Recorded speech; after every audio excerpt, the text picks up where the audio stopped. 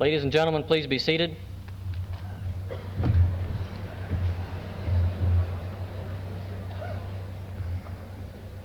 In our professional study of strategy, we weigh the importance of the military and its relationship to other elements of strategic power. This morning we have the opportunity to gain insight into the role of the United States Marine Corps as a vital part of our national strategy. Our guest today is eminently qualified to discuss the current status of the Marine Corps and the capabilities that the Corps provides to our national defense. General Barrow became the 27th Commandant of the Marine Corps on 1 July 1979. His distinguished career includes service with the Chinese guerrilla force in World War II and a rifle company commander during the Korean conflict. In Vietnam, he was an infantry regimental commander and participated in combat actions in the demilitarized zone, Khe Sanh, and the Ashaw Valley. As a general officer, he was a commanding general, Marine Corps Base Okinawa, and then served as commanding general, Marine Corps Recruit Depot, Parris Island. Following a tour at Headquarters Marine Corps as Deputy Chief of Staff for Manpower, he became the commanding general, Fleet Marine Force, Atlantic. General Barrow was the Assistant Commandant of the Marine Corps before he assumed his present office. Please join me in welcoming General Robert H. Barrow, Commandant of the Marine Corps. Where's that, George? What are you saying now about?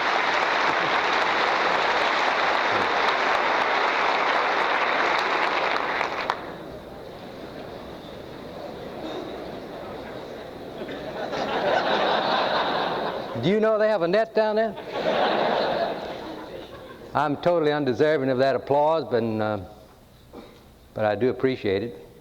I know you do it for everyone. Now, if you're going to have, what was that you said? Where did he go?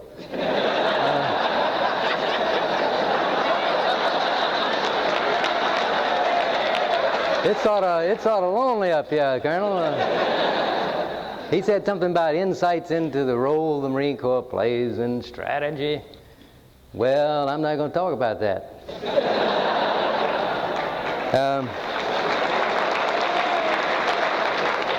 I'll talk about it if you want me to, but it's going to have to be during the question and answer, at which time and I hope to leave a lot of that time for that, and we'll try to take on anything you want to talk about, including that subject that he just talked about. I don't know what the actuarial tables say about retired general officers, but I'm sure it's not very encouraging. You know, we tend to become so dependent on others, being programmed. That's a perfect example. See, nobody asked me what I want to talk about. They're telling me what I want.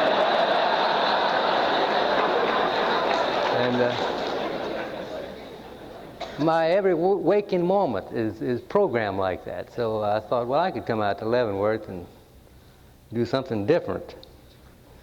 I really didn't even start out there very well. My aide, again, programming me as they do, came dashing in yesterday afternoon late, and my cap in his hand, and said, "General, you're going to Leavenworth." I said, "My God, I haven't even been tried."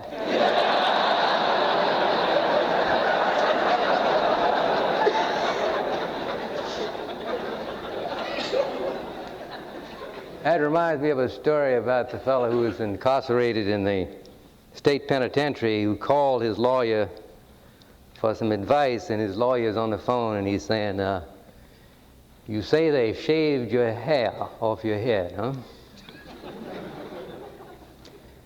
And they've slit your trouser legs all the way up to the waist. Mm-hmm. And they've offered you anything that you want to eat. Mm-hmm. You say you want some advice. Well, if anyone offers you a chair, don't take it."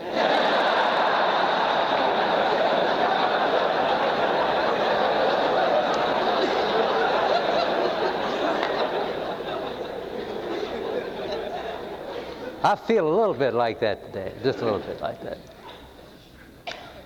At 11:50 on 21 October 1805, Admiral Lord Horatio Nelson off Trafalgar sent his famous signal, "England expects every man will do his duty." inspirational, even today.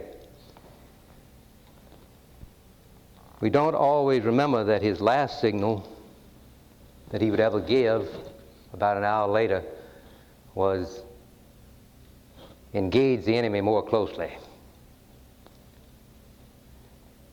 Nelson, out there on the quarterdeck of Victory with his flag captain Thomas Hardy, resplendent in his uniform, conspicuous, an easy target.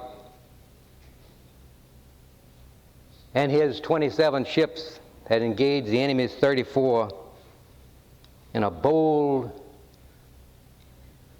as he described it, pell-mell attack. Indeed, he also described it earlier on his birthday dinner as we're going to give them the Nelson touch. And there he was, pacing up and down the quarterdeck, point-blank broadsides and musket fire from the rigging. Is it any wonder that he was struck by a sniper from Redoubtable in the shoulder and chest? He was picked up by Sergeant James Secker, Royal Marine, easy to do, a small man, and carried below decks. That being about 13:30, and died at 16:30, confident of victory. Some 20 of the enemy ships captured, 14,000 enemy losses, prisoners are killed and wounded. And that single act, of course, not only continued the immortalization of Nelson, but assured that Napoleon would not cross the Channel to England. It established the preeminence of British naval power for at least 100 years. And Nelson, it must be said, was truly, truly a remarkable man. He went to sea at age 13, and by age 20 had his first command, a frigate. And his whole lifetime, until he was killed that October the 21st afternoon at age 47, was at sea with very, very few limited duty experiences ashore. Wounded many times, as you know, he, at the time of his death, was missing one arm and one eye.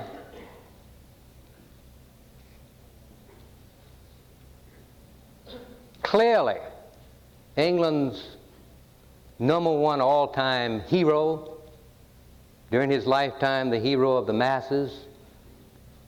Some of the leadership didn't approve of his personal behavior. He was engaged in a number of indiscretions, as you know.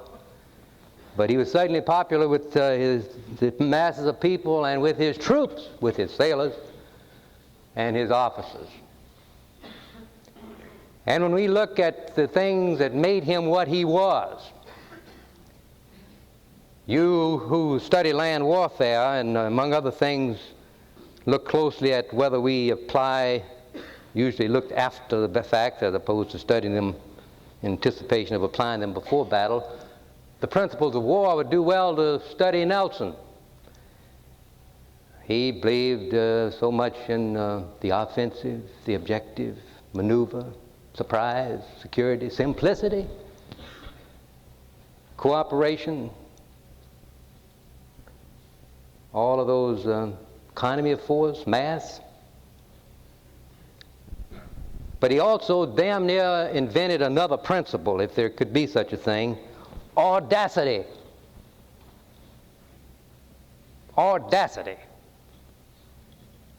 Many times. My favorite is the Battle of Cape St. Vincent, when as a captain, this is some 7 or 8 years before Trafalgar, when as a captain of a ship in the line of Admiral Jervis, who had sought to go between two divisions who were in line, separated, and would turn, come about and engage the second one and defeat it by having, if you will, mass at that point.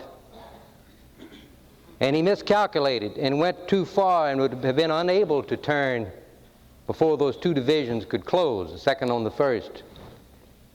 But Nelson, who was back in the column, broke from it and engaged that second division of ships with his single ship, and at one time engaged 7 of the enemy's ships under intense fire and staunch discipline,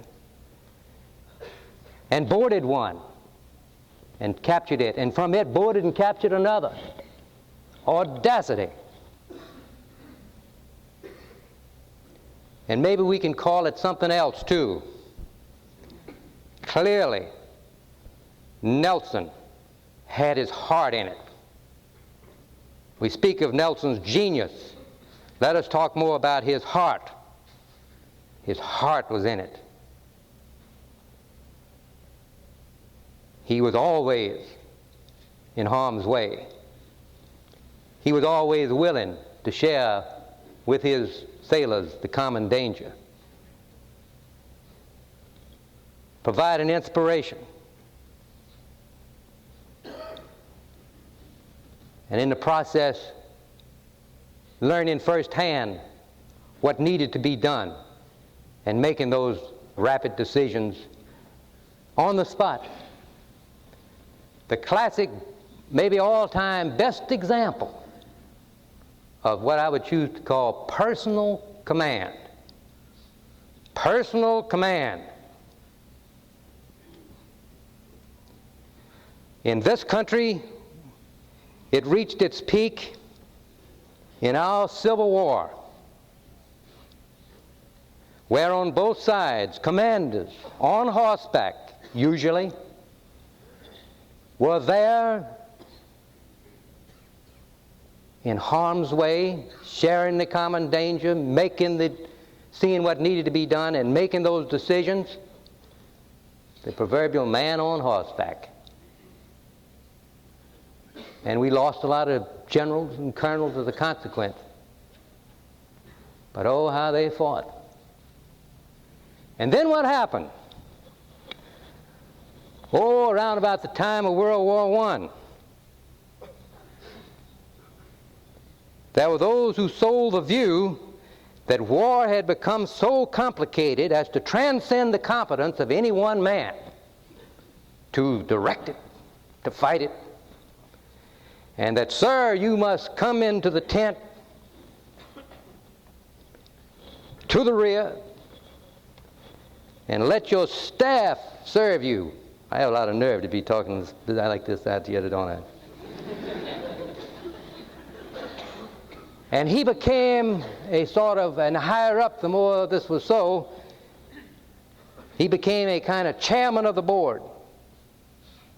While the staff, the anonymous staff, worked the raw materials of command, giving him those typical, most often typical, compromise kind of staff solutions that most often avoid risk-taking and are in conformity with the conservative orthodoxy of our manuals and SOPs and all the things that we learned. And he became a captive unless he made some concerted effort to go out and put his heart in it.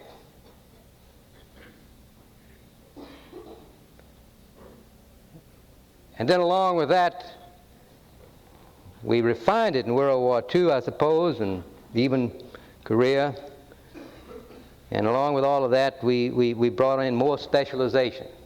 Isn't it amazing how many specialties we have? And I'm not saying that all of them, or some of them, are not proper. But it's just another nibbling away of the command authority. We create a specialist to run that specialty, and we create all kinds of centers, operational centers, quasi-operational, non-operational, and pretty soon they have to have directors and coordinators and ad infinitum, and the poor old commander is just sort of there. He is a skeleton if he isn't careful. Then along came Vietnam. And you know, we have for 10 years been engaged in kind of a national pastime of forgetting Vietnam. It's popular now. You can talk about it.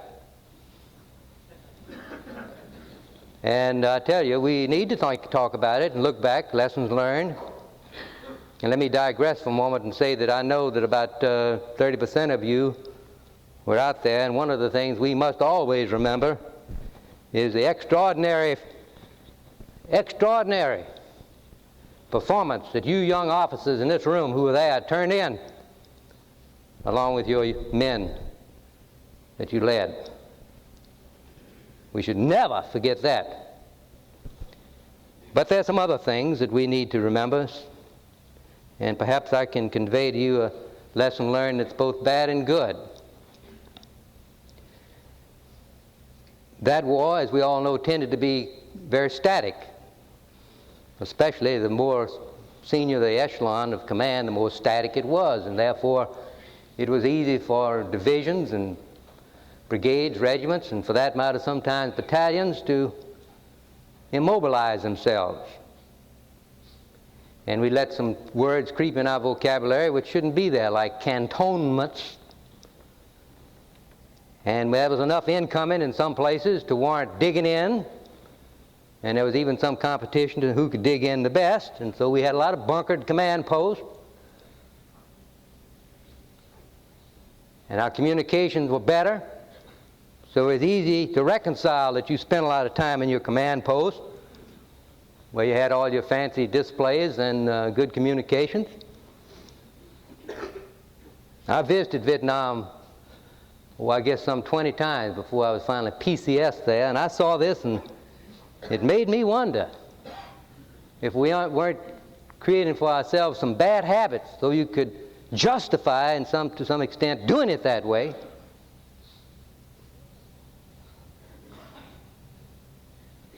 And clearly the command echelon had become the most conspicuous and the least mobile at almost any echelon.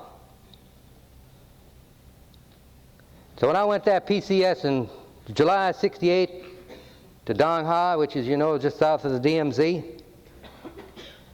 and took command of a Marine regiment, and I knew some of the people, and my God, they were great people.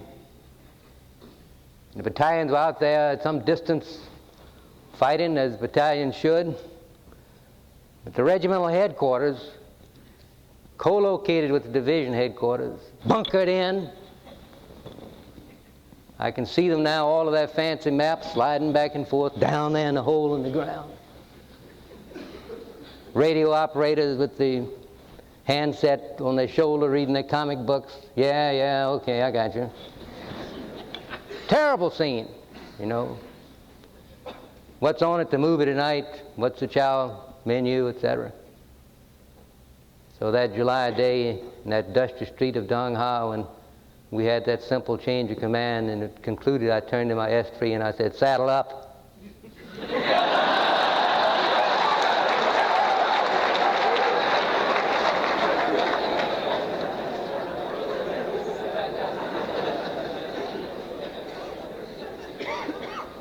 And they, who had been hunkered in the bunker for almost a year, came out into the daylight. And they looked like Cox's army. My God, they had things hanging all over them. Personal gear, you know, just terrible. And someone said, "My God, Colonel, that looks terrible." I said, "Don't worry about it. That'll all be gone after about the third move."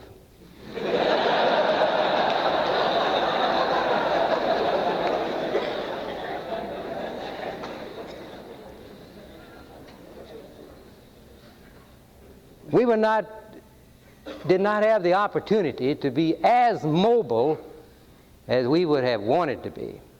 I'm talking about in toto now, not just me. I was mobile every day. But nevertheless, we displaced that regimental command post 14 times in 9 months. And we got to be pretty good at it, so that I could 2 o'clock in the afternoon say to my S3, well, we were going to move tomorrow, you can whistle up a couple of helicopters. Why don't we do it this afternoon? And there would be a slapping together of the map, folding up of the map board, and a couple of radios and a few people, and there we were. And we went out and we co-located usually with the artillery direct support batteries, because they operated under the artillery fan. And the spirit of those headquarters troops were raised. They sought to go on local patrols. There was a whole new, not only spirit, but view of the war and how it was being fought.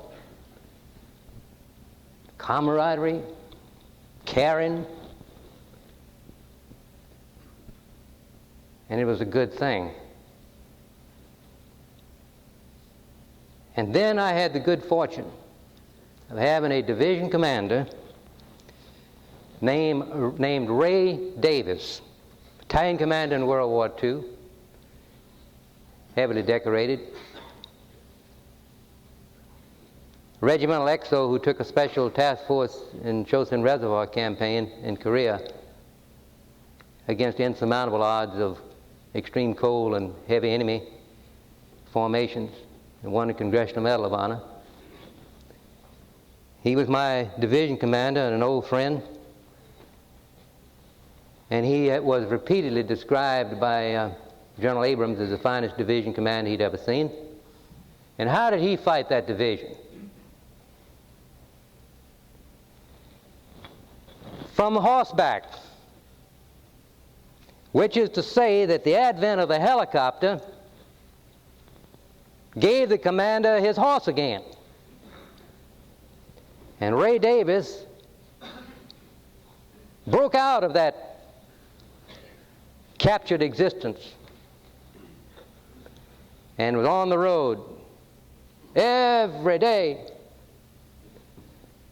visiting not only his regimental headquarters and his battalion headquarters, but often down at the company level, which in itself, if one had not sought to do so of his own, would compel folks like me to have to do some of that too.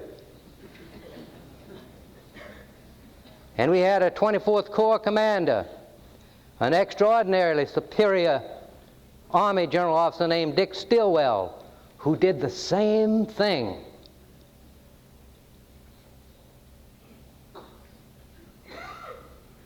Out every day. And I saw him every day, and he would ask me, "What do you need?" And once in a while I needed something, and I'd say, "I need such and such." "You'll get it." And I always did. Now let me tell you, that raises havoc with the staff.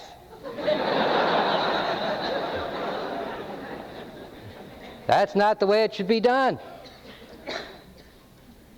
Because either one of them might sit there in my CP, and sometimes they'd arrive together, separate horses, and make gestures at the map and say things like, "Well, you reckon we ought to put somebody up there?" "That's good enough for me." S3? Meanwhile, back there in the bunkers, the staff had to pick up all the pieces, do the estimates and everything backwards. It's already happened. The decision-making's happened.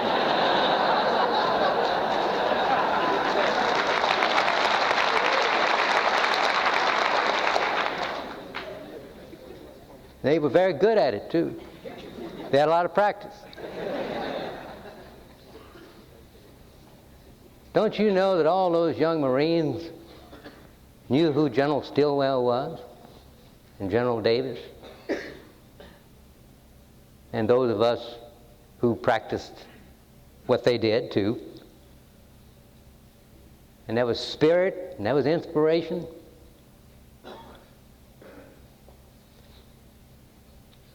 And there was first-hand knowledge and timely decision-making. There was a little Nelson there. And what I'm trying to say to you, gentlemen, this morning, that as you go about your studies,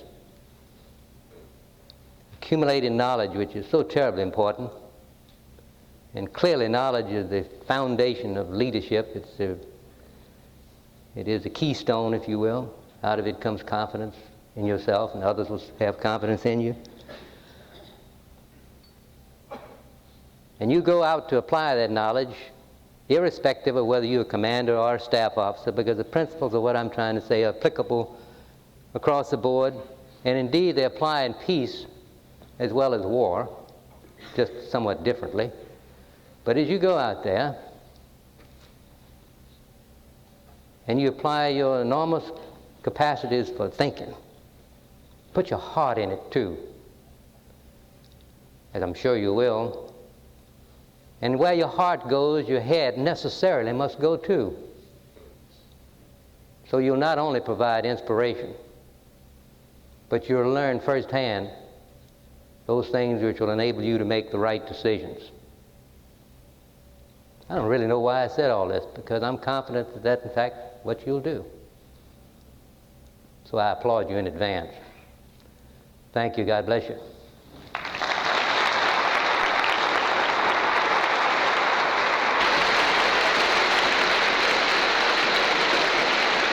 Take a 10-minute break.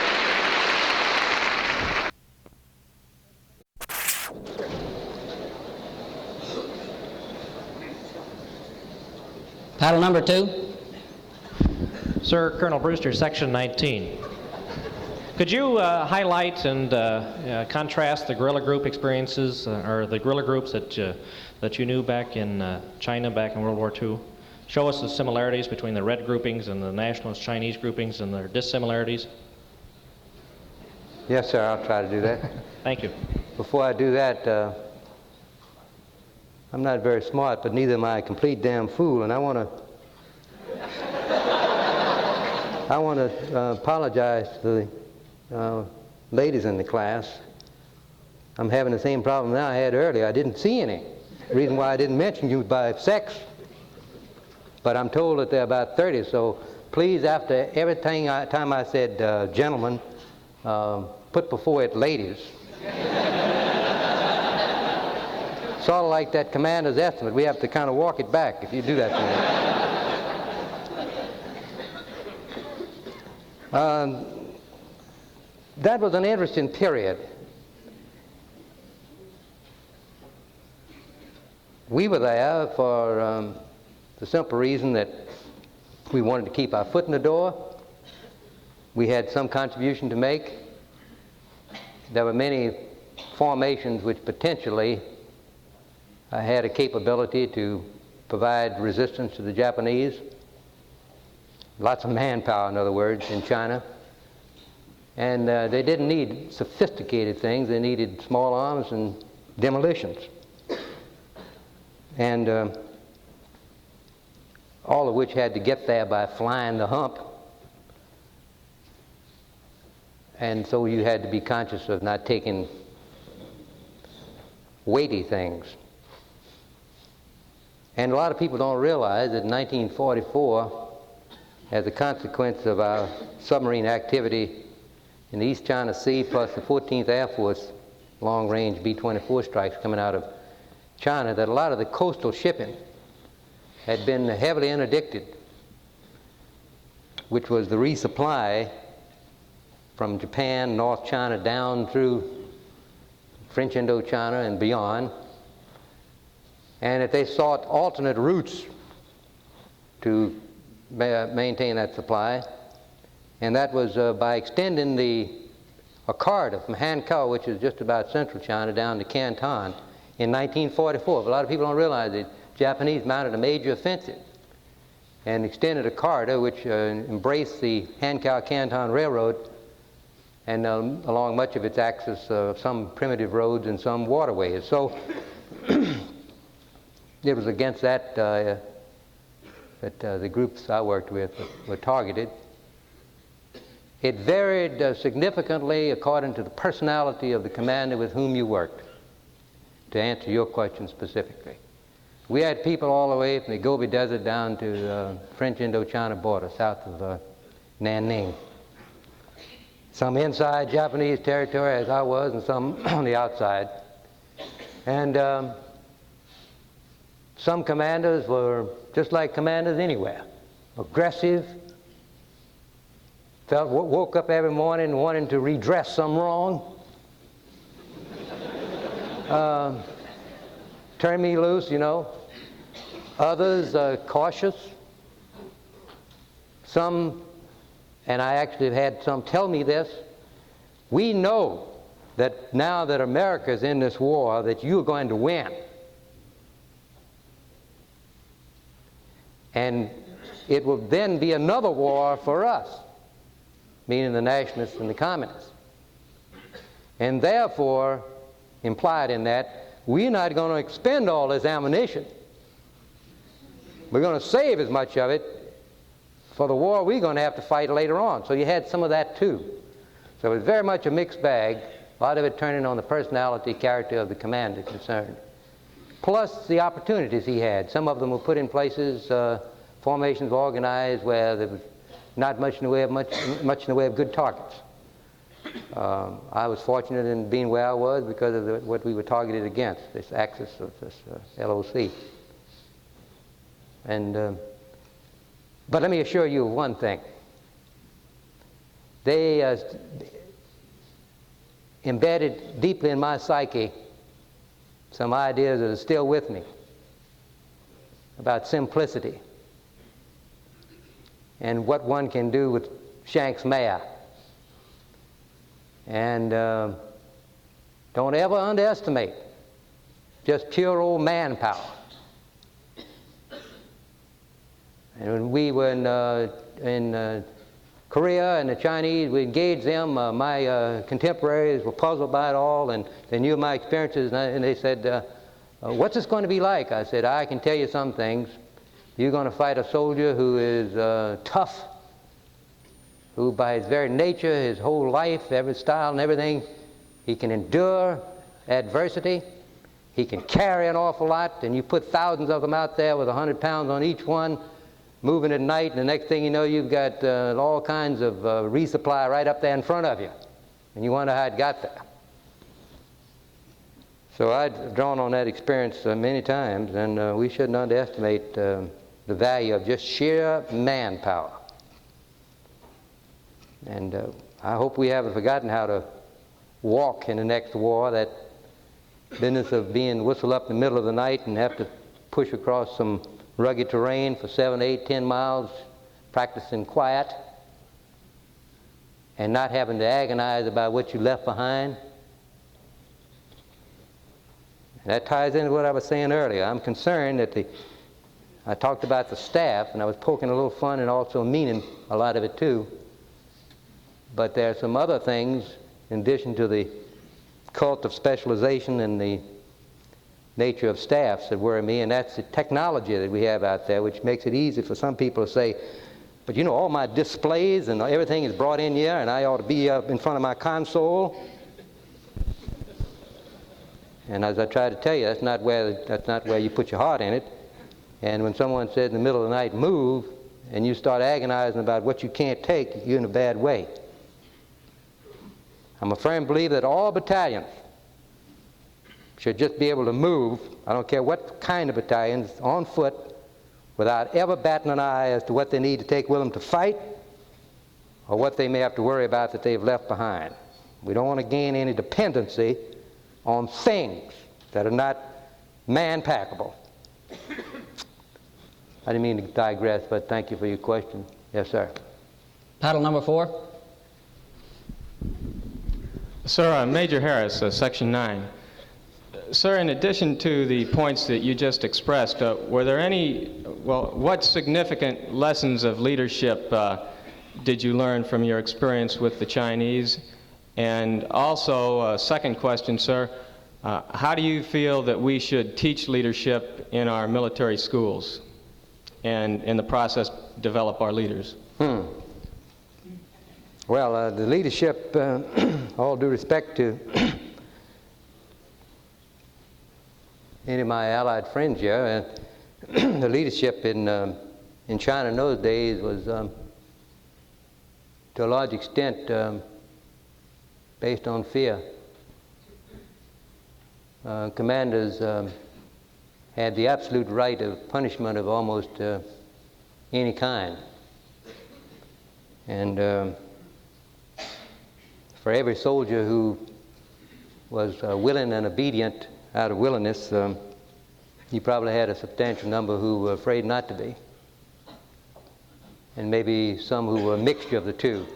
I want to fight the enemy, and I'm going to do it well, because if I don't, I may lose my head. And they could, in fact, lose their head if they messed up. Now, that's not our nature. That's not our, doesn't represent our values about things, and this was a unique group. Maybe isn't representative of that group of people either. It's not translatable to us in any case, and impossible, nor do we want it.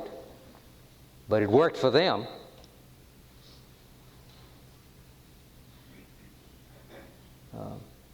I suppose that means that all performance doesn't have to rest on inspiration. Some of it can be on fear. And if it works, proof is in the pudding. It's not to my liking, but it surely can be made to work. There was significant less caring about the individual when wounded. It was tough. Maybe I learned reverse lessons, learned how not to do it, as opposed to your question, what did I learn? As to how leadership should be taught, I suppose about as you're having it taught. I hope that this course is laced with a generous example of historical experiences, things that are well documented in terms of leaders' performances in the past.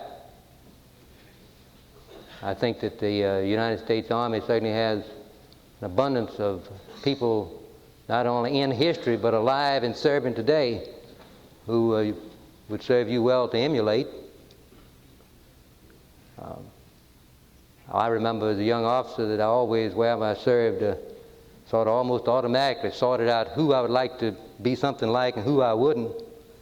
And if you do that, you automatically find that you're being attentive to the one that you respect and admire, and you learn from observation and listening. And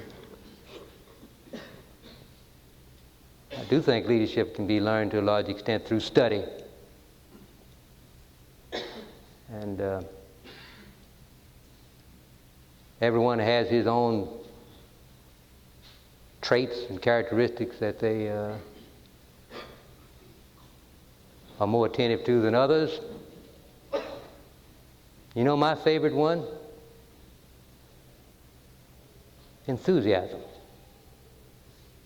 Now that presupposes there's some other things there too. As we said earlier, knowledge is sort of a given. You shouldn't even be there in a leadership position if you don't have the knowledge. Enthusiasm. It's just as contagious as boredom. And I once relieved an officer for not having enthusiasm. I remember in October of '68, my regiment had 6 battalions under it out western Quang Tri province. And if you were to put that up on the map, you would be amazed. They were kind of going in all directions out of necessity. And one of them had landed up on the DMZ and was working south through some very inhospitable jungle mountains, jungle-covered mountains. And it was tough going. And I tried to visit my commanders every day and talk to them every day, and particularly at night I had conference calls, and then I would singularly talk to them. And this one commander noticed that he sounded a little less enthusiastic when I saw him during the day. And then finally he said to me one night, he said, "Sir, I think you're going to have to pull this battalion out. we were just bushed. We were licked.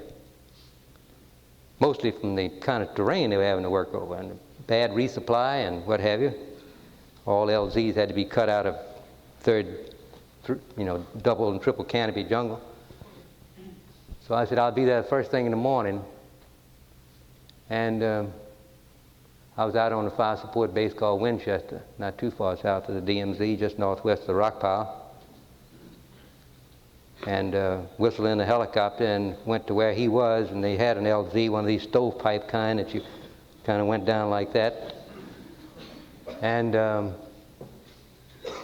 there he was, not too far from where I landed, head hanging down, unsmiling, and talked to him, and he wasn't very upbeat about anything. Said he thought this battalion should come out of there. Too many days of just too much soldiering. So I said, you wait right here. And he had of his 4 rifle companies 2 in the immediate vicinity. I quickly learned where they were, and I started out and found them. First one and then the other. And I went up to individual Marines and I said, I asked questions. How you doing? Great, sir. The only problem is we haven't found enough enemy. That's pretty good. To another one. How you doing? I'm doing fine, sir. This is the best platoon in the 3rd Marine Division. That's pretty good. And so it went. I was gone about 2.5, 3 hours. When I came back, the commander was still sitting there on his log or whatever it was. And I said, I found out what's wrong with this battalion.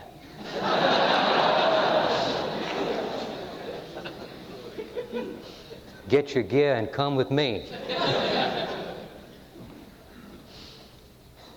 And his exec did fine for about 2 days, and I sent in a hotshot commander who really made it hum. You asked me a question, I gave you more than you asked for, but you know, this business of leadership, it's so unquantifiable, and there's so many different traits and characteristics. Who knows? That's just one that's kind of a favorite of mine. I just believe that people ought to be enthusiastic about what they're doing. Peace or war. And staff or command, whatever you're doing. It's our profession. All right. Well, next question. Paddle number 3. Oh, is that the way you do it? You go around and... Sir.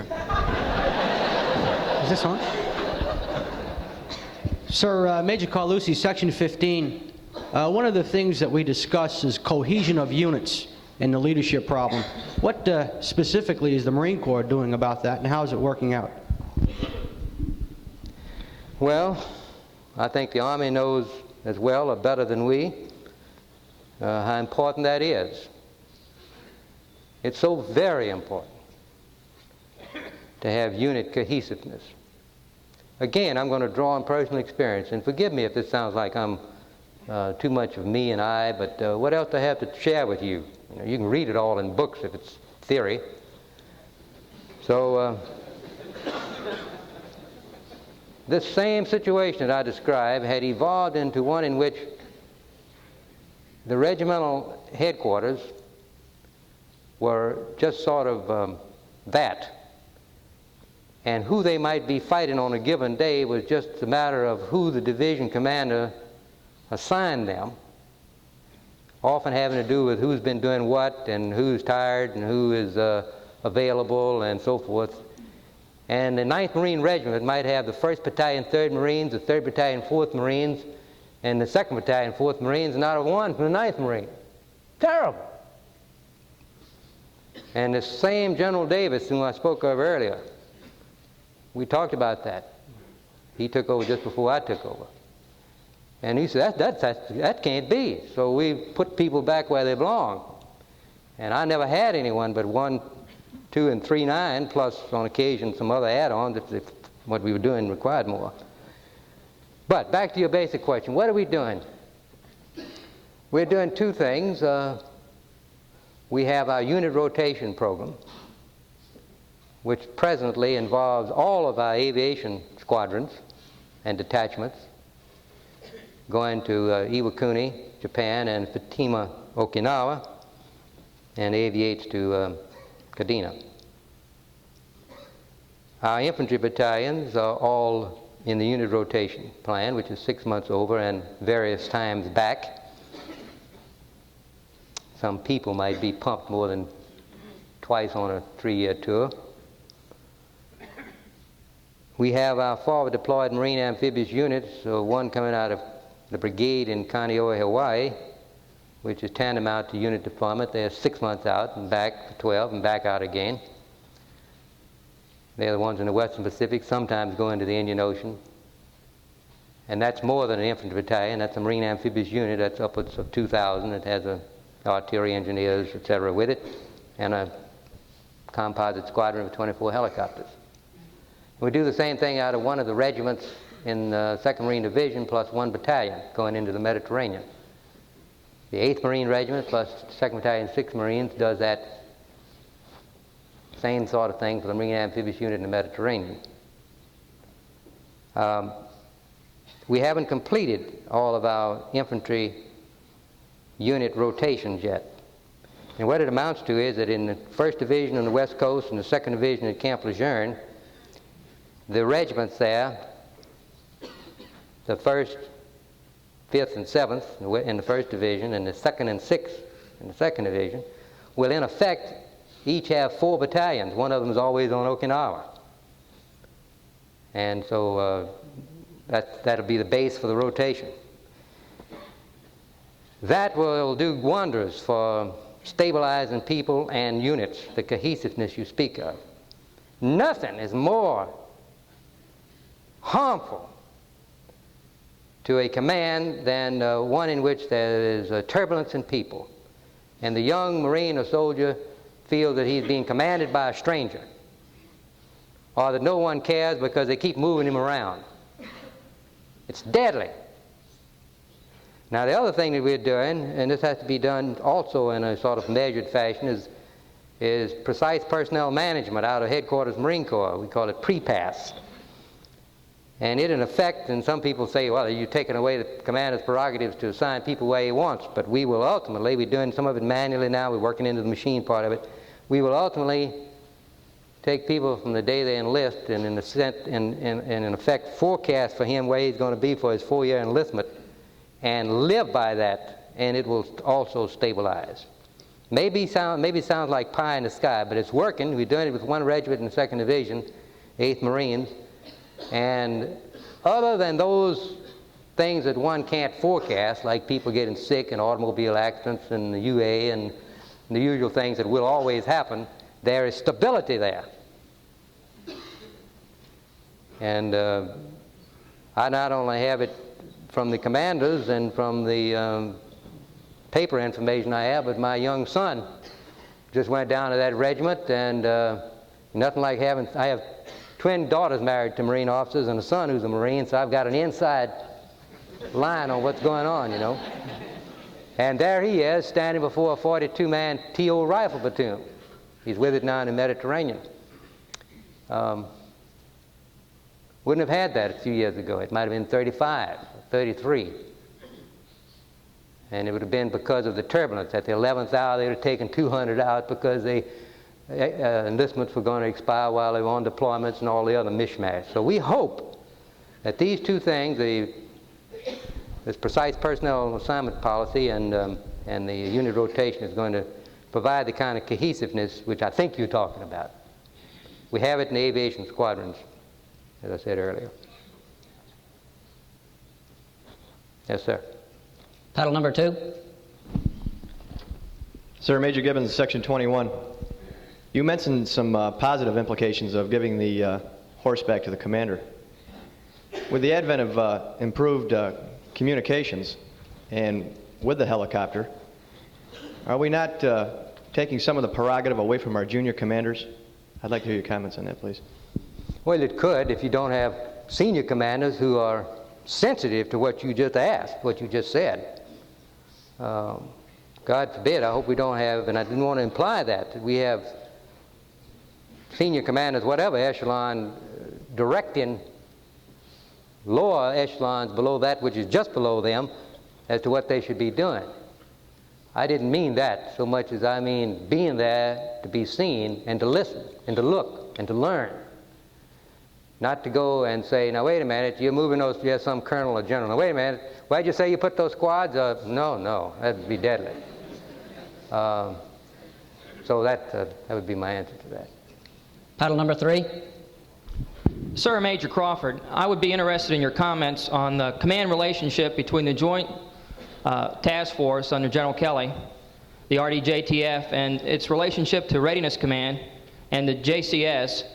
And secondly, how do you view that command relationship would best work in a deployment scenario to the Middle East or somewhere else, sir? I hear a lot of snickers out there.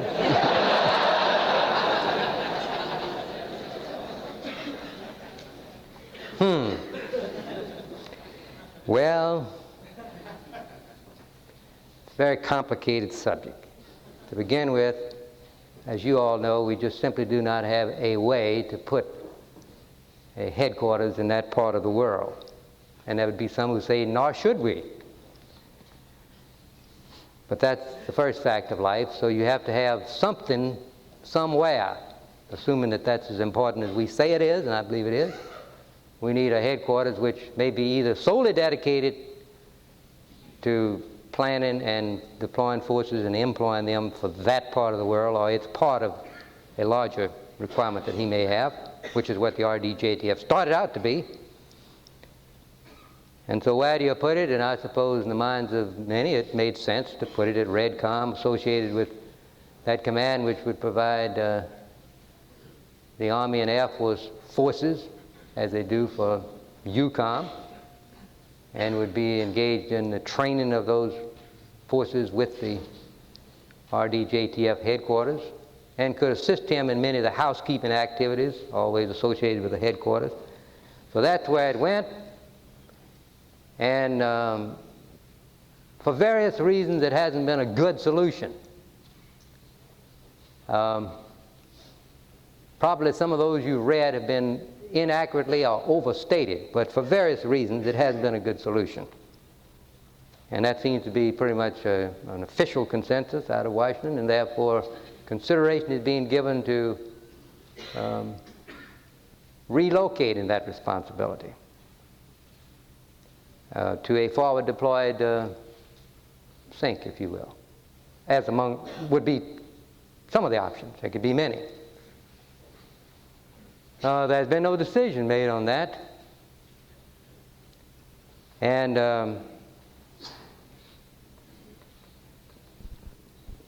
it's really inappropriate for me to comment much beyond that.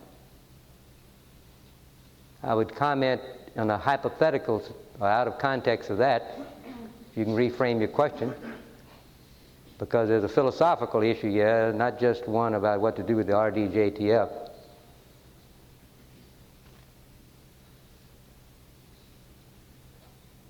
And so I'm going to have to sidestep your question, because it's at a point where one, it's very sensitive, two, the decision hasn't been made, and some of the elements of that decision making are still being shaped, and I don't want to. And tomorrow morning I have to testify on the Hill on the subject.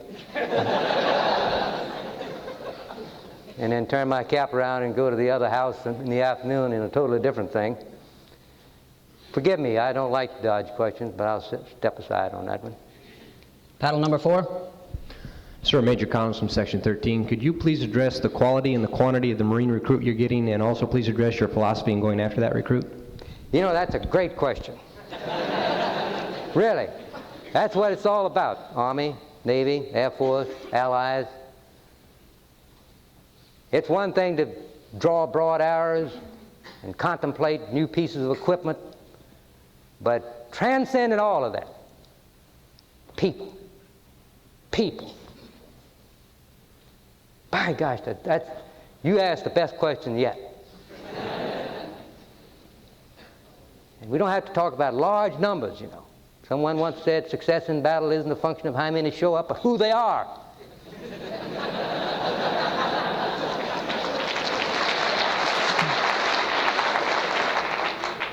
And Sun Tzu, 500 years BC, says, one cat at the rat hole will keep 10,000 rats out.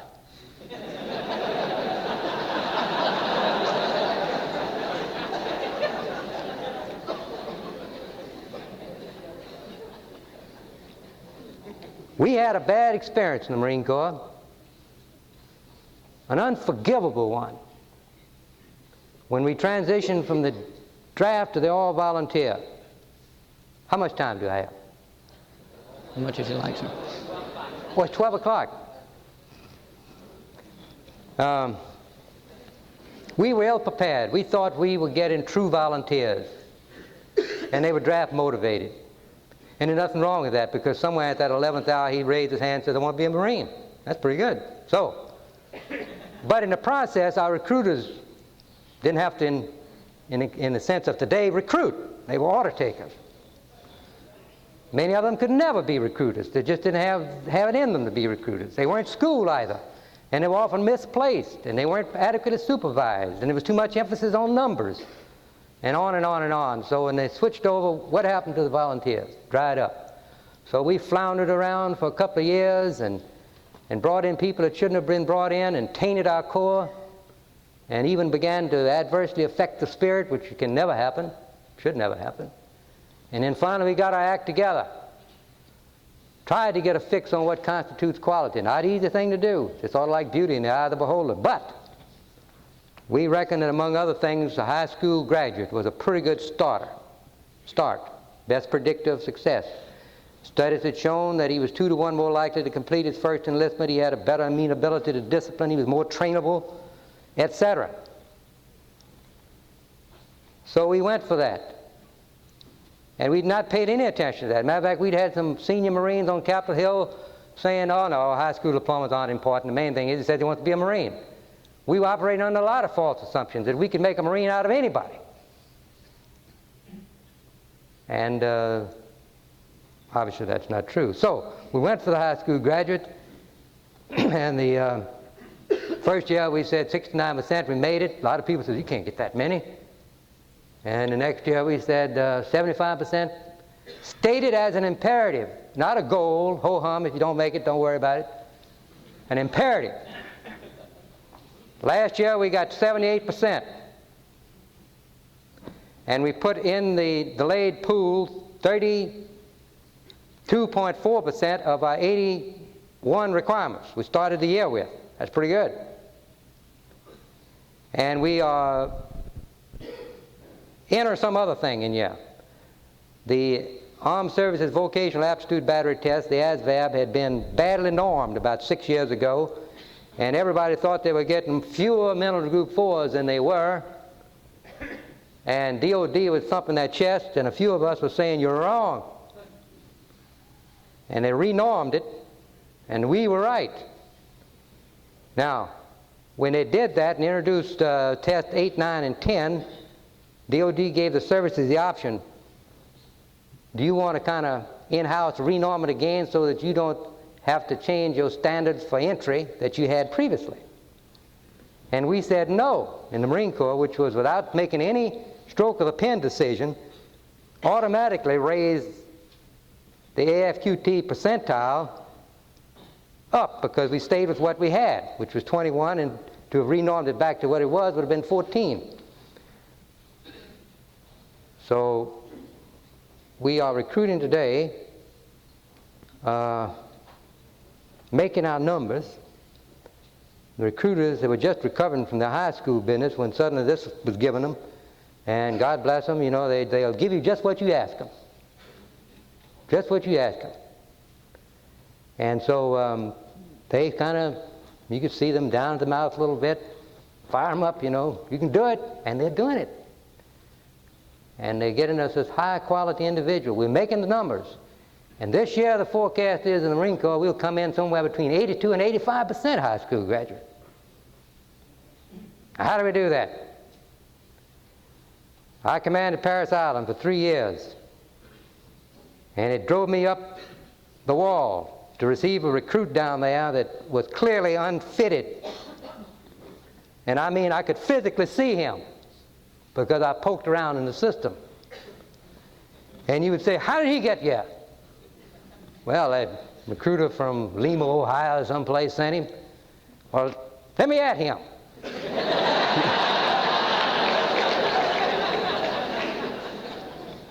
And I couldn't do it, couldn't lay a glove on him. I had to go to headquarters of the Marine Corps, and it got lost in the bureaucracy up there, and then it would go down through the recruiting district headquarters, and then the RS, and it never got there. So he was practicing or malpracticing with impunity. So when I left Parris Island and went to be head of manpower, and General Lew Wilson, an old and dear friend, the new commandant, and I said, I have a solution to that problem. Put all recruiting east of the Mississippi under Recruit Depot Parris Island, and all west of the Mississippi under Recruit Depot San Diego. That's what we did. I commend it to you if you can do it in the Army. Because it's one thing to talk about responsibility. We all know what that means. But there's a companion thing that goes with responsibility we don't talk enough about, and that's accountability. I'm making you responsible for this, but you don't go away. You're saying, I'm holding you accountable, in effect. So those recruiters out there, don't ship bad recruits to their boss.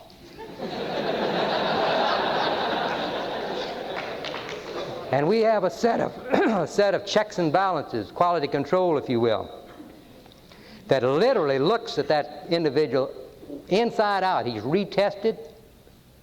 He's given all kinds of tests, inventory, physical, the whole business. And get him early if he doesn't qualify, and he's a mark against the fellow who sent him. And every recruiter we get to send out sit reps, literally, showing who sent people who were on the higher side of things. Sergeant so-and-so has shipped 15 recruits, and 12 of them have been high school graduates, and none of them have been rejected in Recruit Depot. Reward him. Sergeant so-and-so has sent only 8 during the same time period, and only 2 of them are high school graduates, and 4 of them didn't make it through recruit training.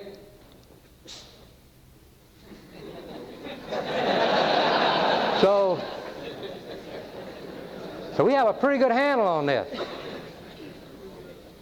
We know pretty much what we're looking for. You have to start somewhere. We bring in about 45,000 a year. Am I right? Where's my assistant district director? Is that right? He's hiding back there.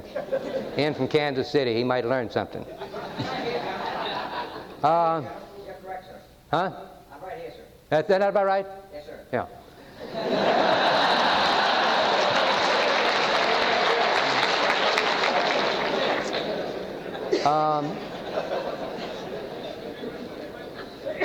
In this whole business, we talk about the all-volunteer force. I've been just as critical of it as you have. I know all the words. I can mouth them about, the qualified military available is in a 19 to 20% decline from 80 to 90, 1980 to 1990. That we are now working with a soft economy, and that the IRR, particularly the Army, can't be satisfied on the present system. But having said all that, what we have is what we have.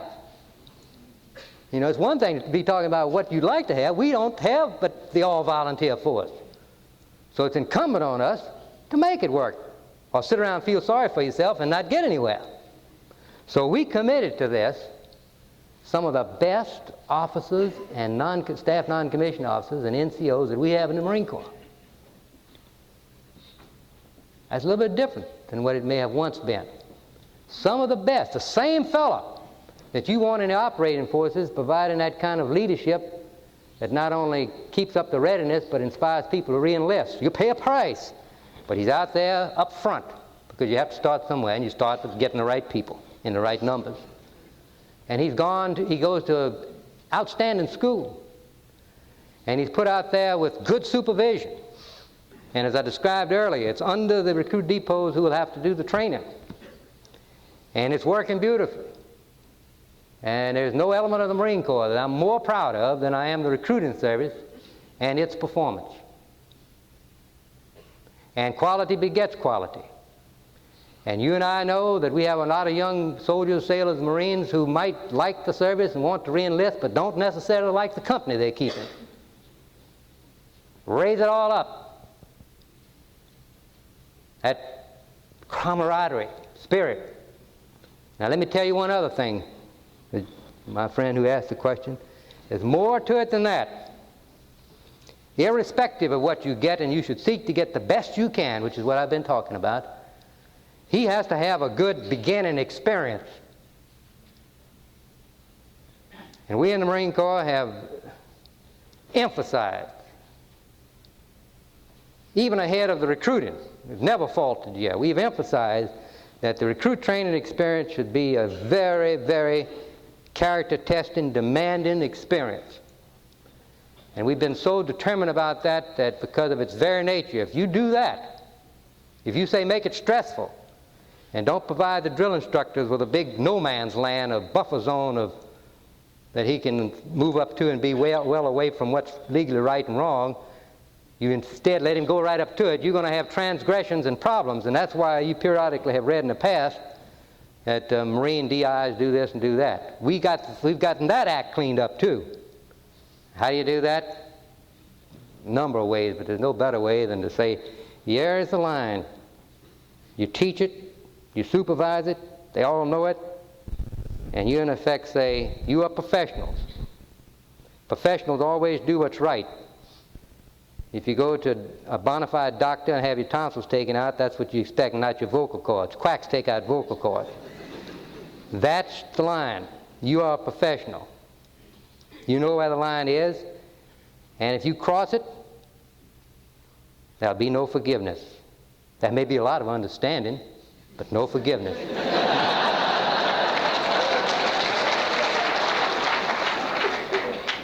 Now, it's important that the commanders at all levels in this recruit training, where you're working with this delicate subject, that you do not have forgiveness, because to forgive is to move the line. Why, so-and-so did this and such, and he went up there, and they just told him don't do it again. So why can't I do it? So it's always, it's absolute, it's finite. No forgiveness. And they live under that. And we have you should see it. It's great. We have about 6 drill instructors at each place, 600 I mean, working under that guidance. Highest number of volunteers we ever had for drill instructor duty. There was a time when a person volunteered, you stood back and say, wait a minute, why is he volunteering? Is he one of these kooks who wants to beat up on recruits? We had some of that. So we've gotten that act together.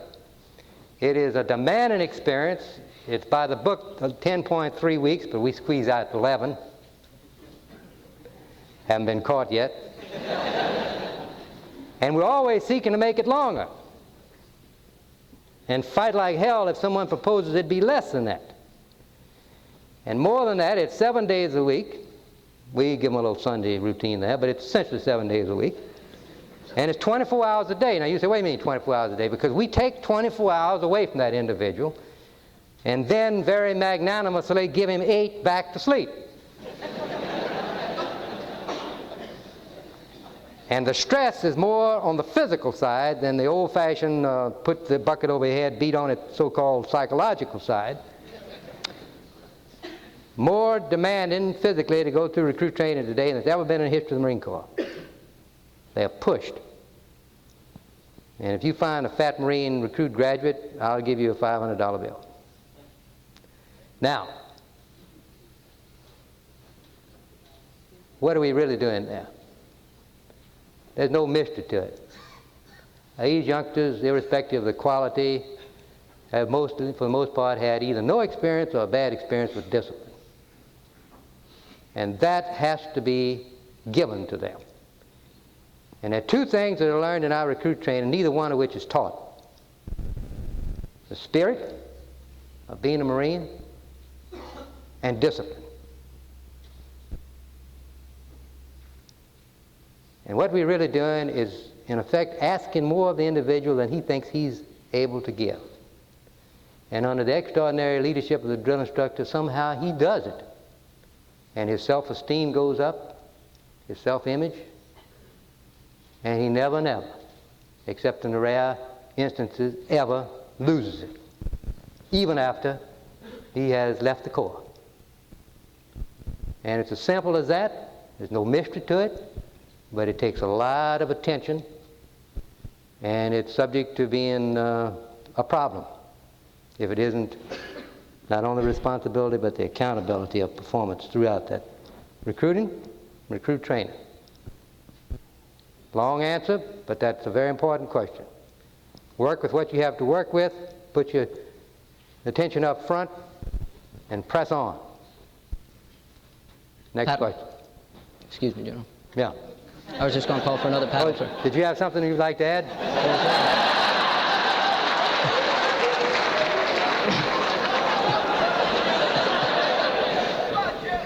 I've known Jim a long time. He knows I'm teasing.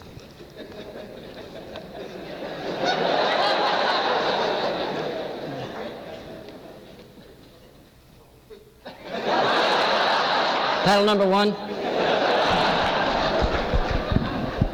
Sir, Major Eglanger from France. Generally, oh my, he's got it written out. That's bad news. Yes, sir. Generally, leadership is closely related to the spirit of a nation. What are, according to you, the constants of American leadership, or the permanent character of American leadership?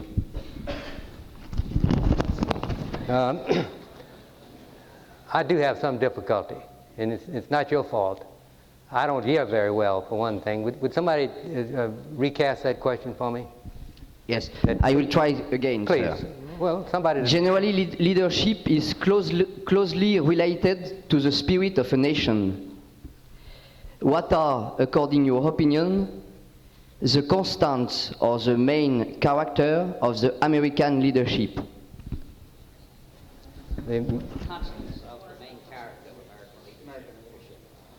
Fellas, what are the constraints on American leadership?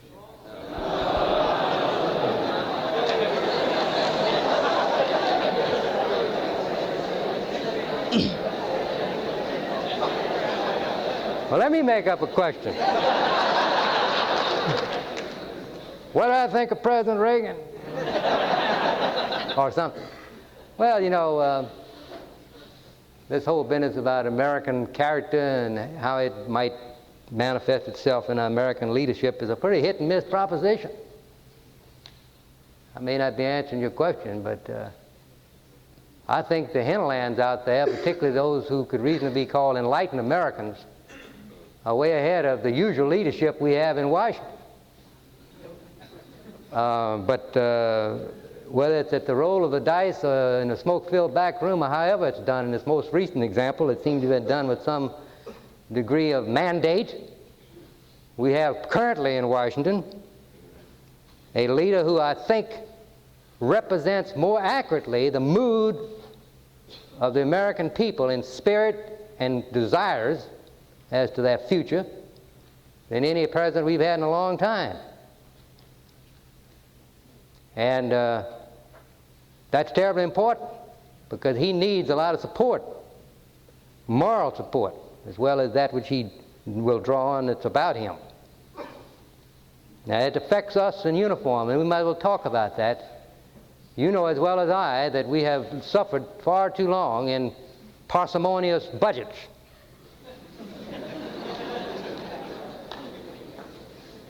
And there tends to be a certain euphoria about the present situation.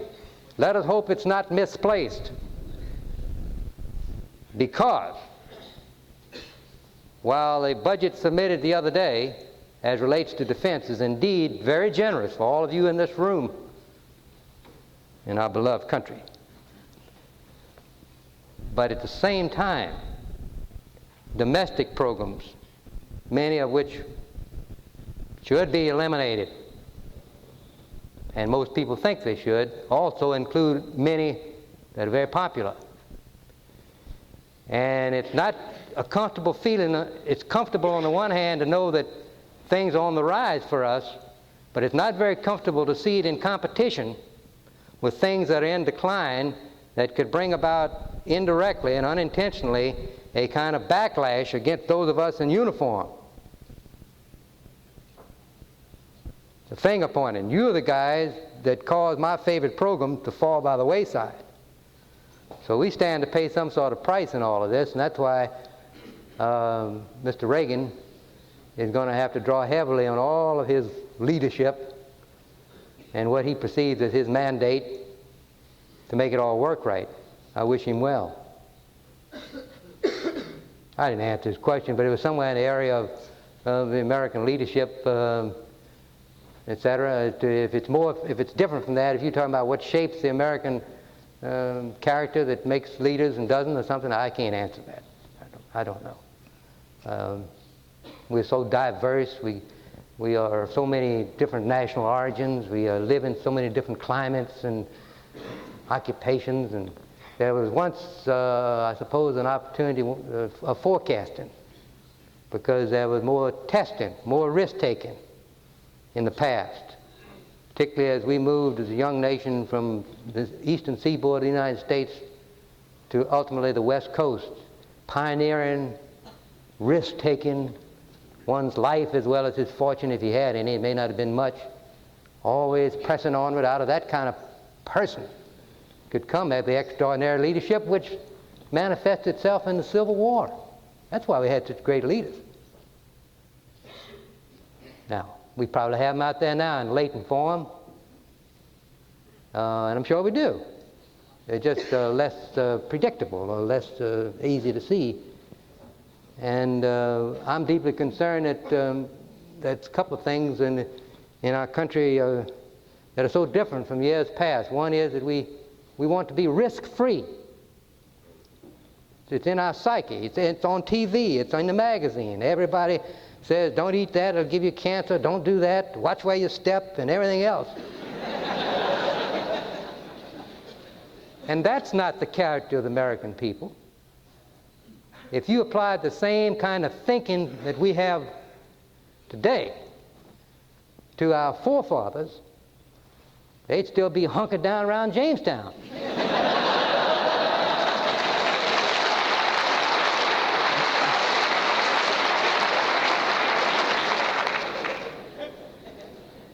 Go west. Hell, the Indians out there.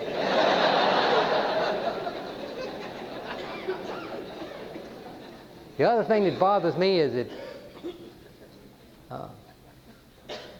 for all of our interest in physical fitness and sports, we have, if you think about it carefully, we're more spectator than participant. Call it vicarious thrills or what have you. There are more people with a can of beer sitting in front of the TV than there is out there doing it. That isn't very good either. How do we get off on this? Trying to kill time. I'm waiting for that.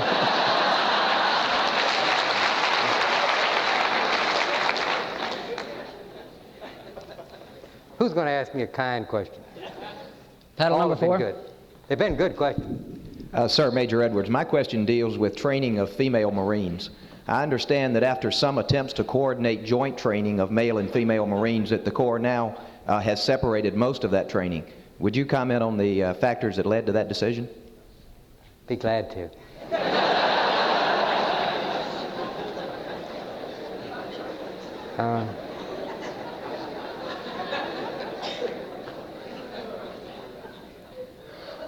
I wish that the break would reveal to me that there are 30 ladies in the class, that I'd never been told that, because I am really quite substantially intimidated in answering your question.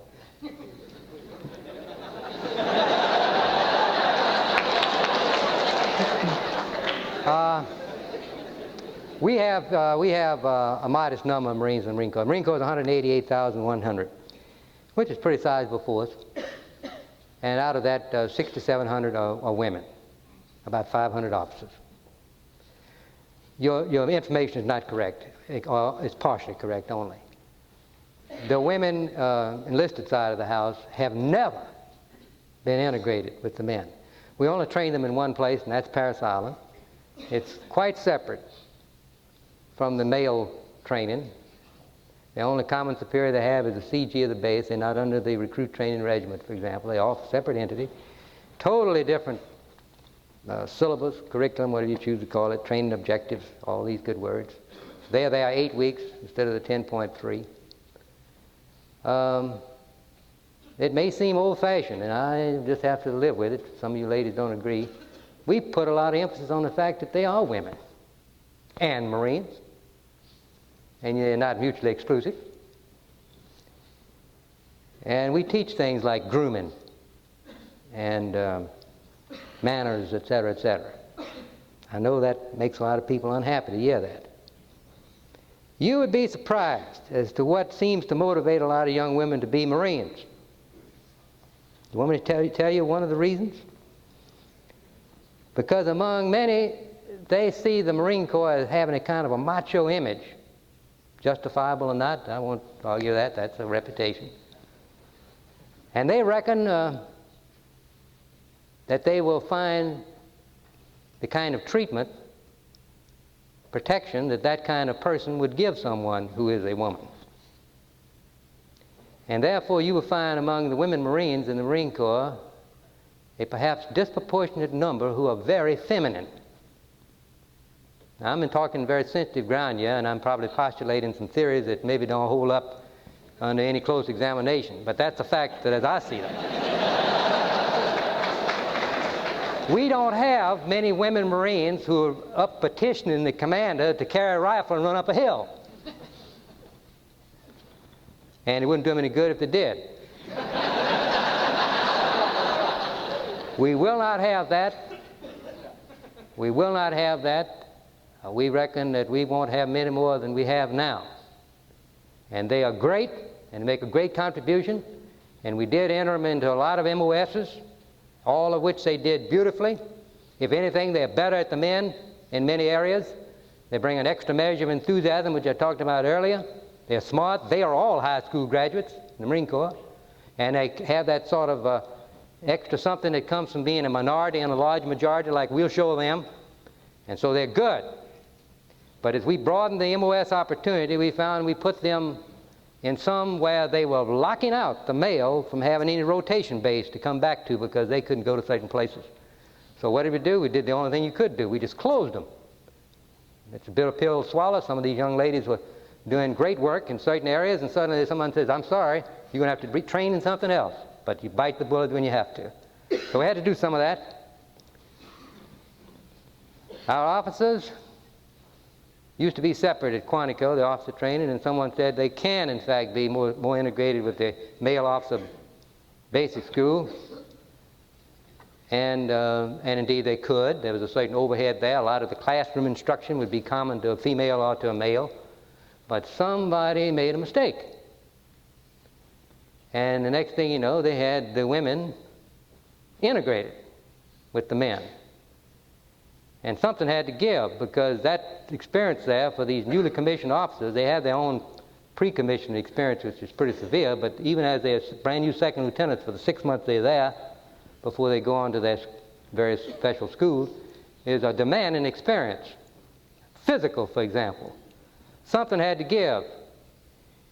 Either you had to reduce that for hundreds of males to the handful of women, or you had to keep the standards up for the males and the women couldn't do it, injuring themselves or producing failure, if you will, both. And I could go on and on and on. So it was just the opposite of what one hoped would be achieved. It became a me and them sort of a thing. Again, what do? You back it off. So the women are still out there, but they're in a separate unit. And when you get to doing the physical things, they do those things that they can do, and men do theirs.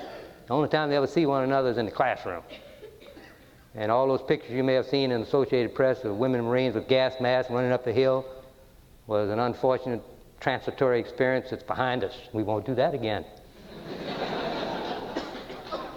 All right, where are we? We are running. Gosh, it's been a long morning.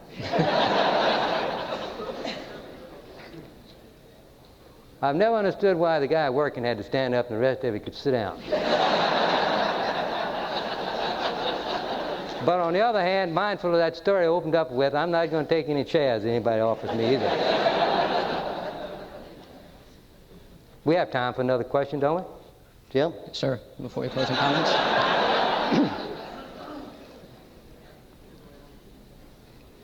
Well, if you don't ask me any questions, that means that you don't think I have much to offer or that you know everything there is to know, one or the other. Title number 3. Current in Section 14. For years we've sort of grumbled around about Vietnam, and most of the younger officers have said if politicians hadn't tied our hands, we'd have certainly won. Heard Clark Clifford say the other day that when he was sent into the job of the Secretary of Defense, spent 10 days with the Joint Chiefs, ran back over to the White House and told President Johnson that we had to get out of Vietnam. And President Johnson thought evidently he had sold out, and he said, why in the world do you say that? And Clifford said, none of the generals have a plan or a strategy to win the war. Sir, did we have a strategy? And how does that relate to what we're facing today?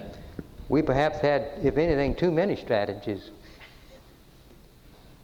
I don't agree that we had no strategy. We had a lot of frustration in the Joint Chiefs of Staff in those days, which might tend to inhibit the development of clear-cut strategies because so many of them were rejected. I think we had strategies. However, I would certainly not say that the military's hands were clean in that, as they perhaps never are in any situation. JCS, commanders in the field, whatever.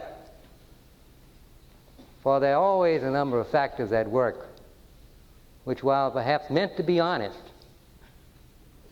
sometimes fall short of what's ideal. And you said about what's happening now. I'll tell you something that worries me, and you ought to think about it in this school and wherever you go from here. I used to call it a propensity. It's more of an imperative now in our thinking, in the Joint Chiefs of Staff, in where sinks deployed and wherever, schools, that every undertaking, every military undertaking must necessarily be joint. Almost as if we need 4 men. All right, give me a soldier, sailor, airman, and marine. And there you are, 4 hands on the bale of the pail. Who does what best should be the question asked. And let's not try to accommodate to each service's wishes to want to be a part of it. I can tell you that as a Marine, I'll step aside and let any one of you other 3 services do whatever it is you can do better than we can. So far, I can't think of anything.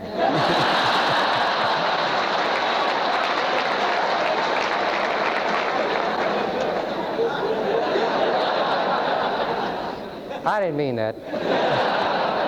I just have a little fun with you.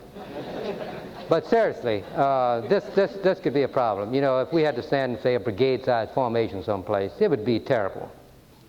If we made a concerted effort to say, now let's see, we want a battalion from the 101st, and oh yeah, keep the Marines happy. We want a Marine battalion in there. And let's get some tactical fighter squadrons out of the Air Force and move the carriers in a little closer so the Navy can, you know, we really have to watch this one. I believe that things are more likely in the future. Now, if it's a small thing, some one service might be capable of dealing with it, or 2 services. If it is a large thing, and don't ask me what large is, the inhibiting facts of limited strategic mobility, air and sea, necessarily drives us to do it sequentially. You can't all arrive simultaneously by Pan Am. And so some folks are going to go first. What needs to be done first? And it may be the 82nd Airborne seizing an airfield, either through airdrop or air landing or whatever. And it may be Marines affecting enlargement or seizing some base where we don't have bases. It could be any number of things, but let's don't all try to go simultaneously. when the means to get there is particularly very limited. So let's think as we've done in the past and do a lot of things sequentially. And it will ultimately become joint, which then is an easier thing to do, is to flow into it as opposed to starting out, planning and making a lot of false assumptions about what the world is going to be like and using transportation that isn't there. And we just look back historically how we fought World War II, which wasn't too bad. And in Europe you had the United States Army. Air Corps was part of the Army, single service. Navy in support. Pacific, Southwest Pacific, United States Army, Navy in support. Central Pacific, Navy, Marines, and Army. But now, you know, we just seem to have this determination to start out always joint. And I'm really kind of, shouldn't be talking this way, I guess, as a member of the Joint Chiefs of Staff.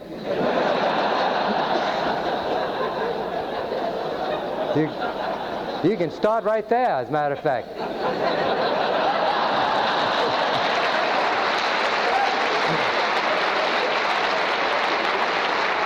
I can tell you this, there's many a day when I'd be quite willing to stay over where I work and let the other three work it out among themselves.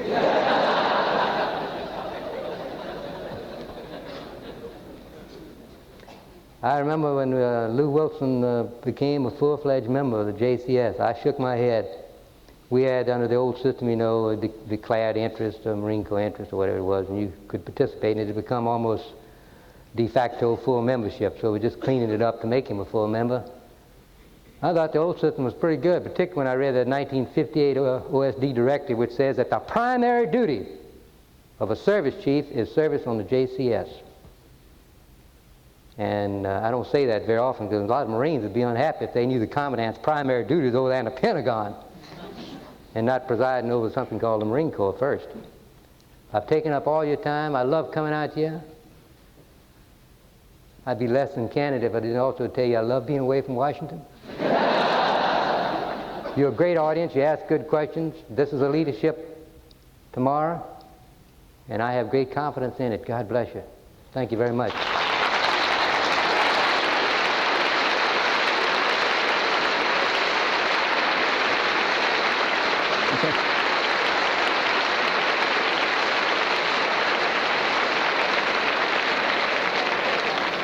I have one announcement regarding the Venezuelan Know Your World will be Friday at 1600.